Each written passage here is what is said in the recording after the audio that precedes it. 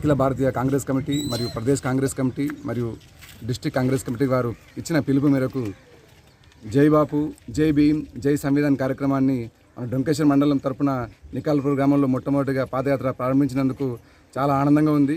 ఈ అవకాశాన్ని మాకు కల్పించినందుకు డొంకేశ్వర్ మండల కాంగ్రెస్ సీనియర్ నాయకులకి మరియు మండల అధ్యక్షులు శ్రీ గౌరవ భూమేష్ రెడ్డి గారికి ప్రత్యేక కృతజ్ఞతలు తెలియజేసుకుంటున్నాను. ఈరోజు కాంగ్రెస్ పార్టీ ఆధ్వర్యంలో జరిగే ఈ పాదయాత్ర రాజ్యాంగ రక్షణ కోసం జరిగే పాదయాత్ర. ఈరోజు కేంద్ర ప్రభుత్వం చేతిలో రాజ్యాంగం ఒక బందీ అయి కూర్చుంది.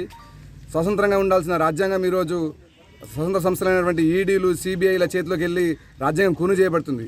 కావున దీన్ని పరిరక్షించడానికి మన గౌరవ నేత ఎల్ఓపి శ్రీ రాహుల్ గాంధీ గారి నేతృత్వంలో దేశవ్యాప్తంగా కాంగ్రెస్ కమిటీ ఆధ్వర్యంలో ఈ పాదయాత్ర కార్యక్రమం చేపట్టడం నిజంగా హర్షణీయం.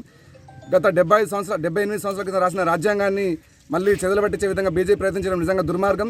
ఈ దుర్మార్గాన్ని ఖండించి ప్రతి కాంగ్రెస్ కార్యకర్త, ప్రతి నాయకుడు ఈరోజు రాజ్యాంగాన్ని కాపాడడానికి పూనుకున్నాడు.